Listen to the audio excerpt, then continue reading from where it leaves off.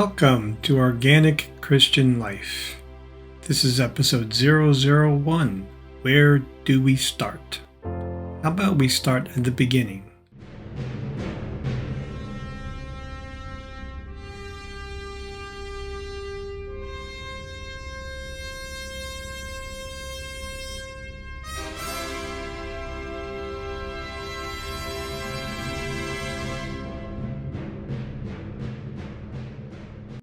Wait, not that beginning. Let's try 1960s, okay? Alright. I was born in 1963. Now, I was raised as a Roman Catholic, so I learned about God academically. But everything was transactional. Nothing was relational. I learned about Moses and the Ten Commandments, and if you do good, then God will bless you. If you do bad, then God will be mad at you. And that is about all I knew.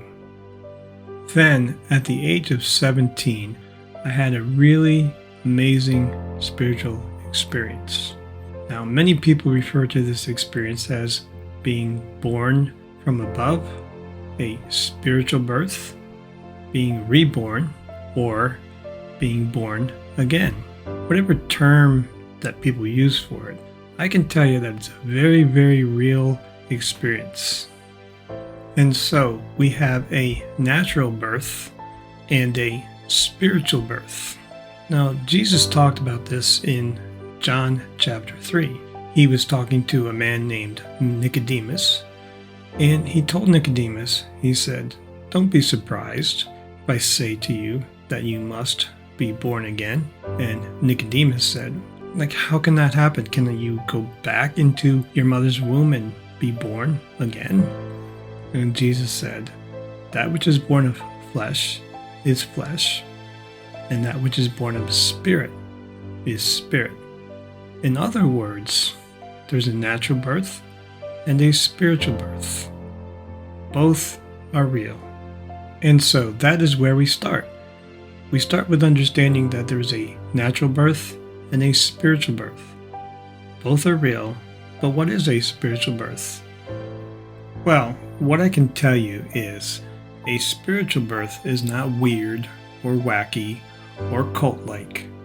In fact, very much like a natural birth, a spiritual birth is organic and natural. In fact, it is supernatural, if you will. But a spiritual birth is not learned or earned. But again, it's natural and very, very beautiful. In fact, you don't need to join a church or a specific group to experience a spiritual birth. And once you experience this spiritual birth, you don't necessarily need to join a group or a church because it is personal and relational. Now, because it is relational, you may want to join others who have a like-minded faith, but that is for another conversation. Now, you may have heard of something called the Sinner's Prayer, and that is one way that you can experience a spiritual birth very easily. And it goes something like this. God, I believe you exist. I believe you created all things. I believe you created me. I believe you love me. I believe you gave Jesus to this earth to show us the path to you, to open up the door, if you will, to forgive us all our sins, and to grant us newness of life, or spiritual birth.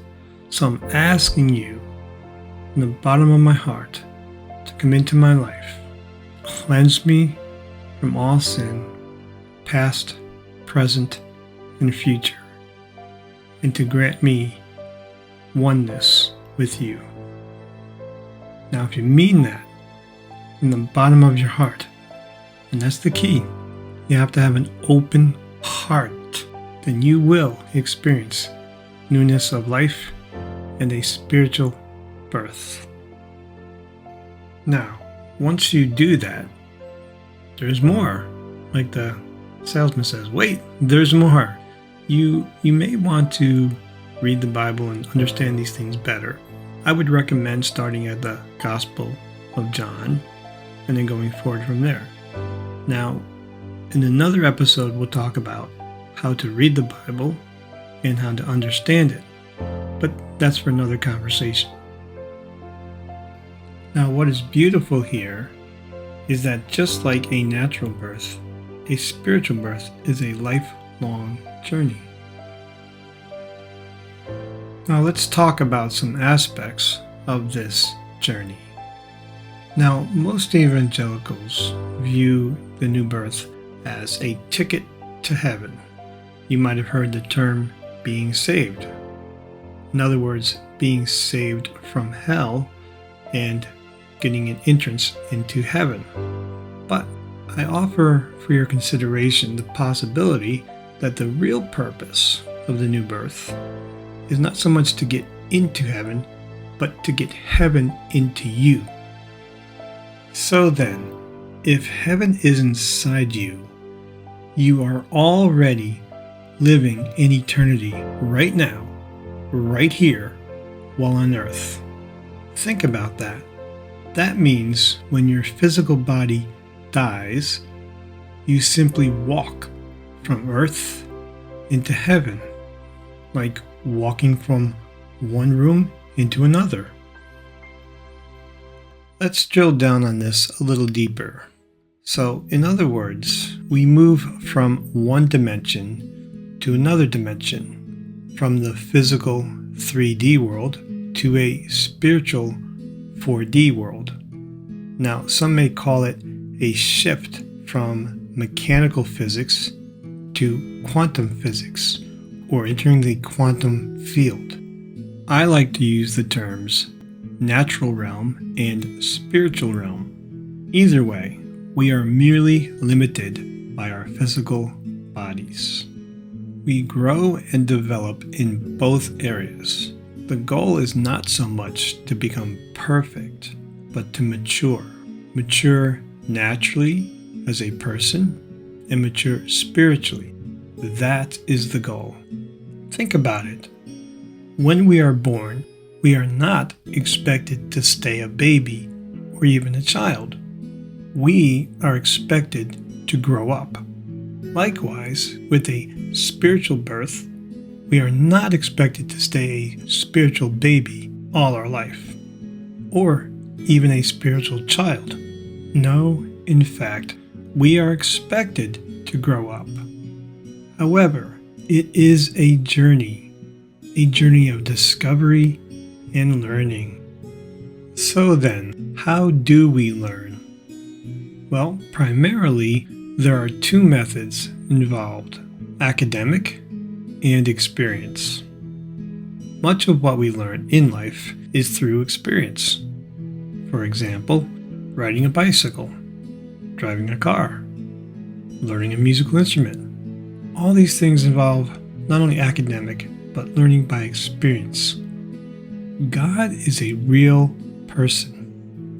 And yes, we can learn about God academically, for example, going to a theological seminary.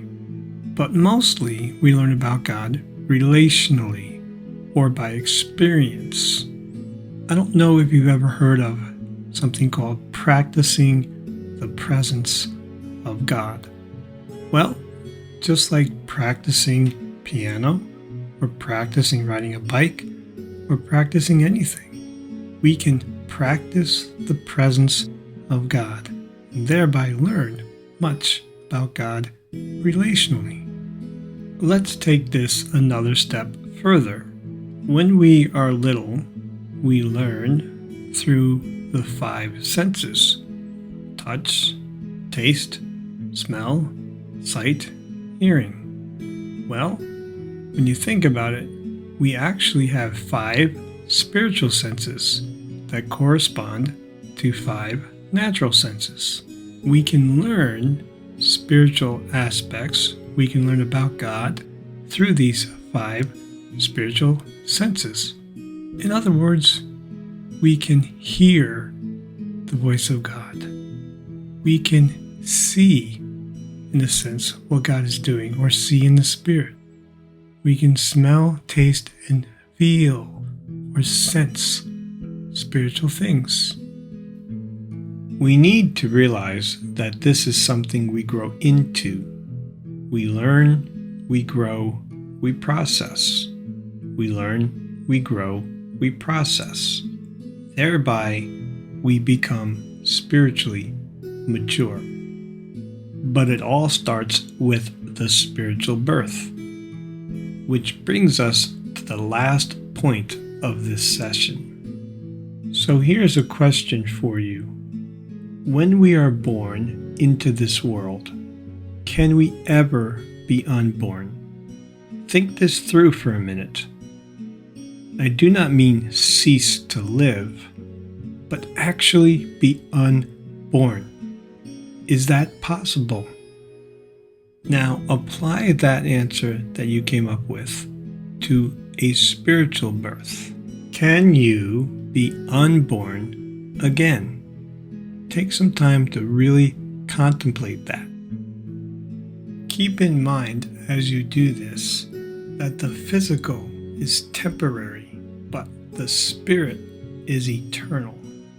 Which one, therefore, is superior in nature and effect? For those who have been taught certain doctrinal or religious views, this may require letting go of preconceived ideas. Think about this simply and practically. For example, when we are born, we inherited our parents' biological DNA. Therefore, no matter what happens in life, we will always have that DNA. In other words, we will always be connected to them. Nothing can ever change that.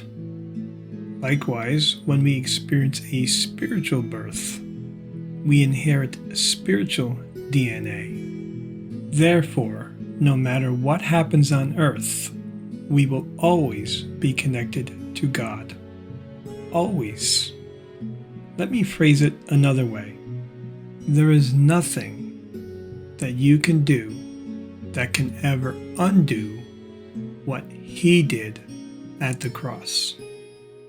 That bears repeating. There is nothing that you can do or ever will do that can ever undo what He did at the cross. I realize this may be a new concept for some people, and that is okay, because we are all growing in our understanding. There have been many times over 40 years that I needed to unlearn and relearn some things. That simply means real growth is happening. Remember, it is about growing into something and becoming the person God designed you to be. Thank you so much for listening. You can find us on Facebook, Organic Christian Life. We also have a YouTube channel, so be sure to check them out and have a very blessed day.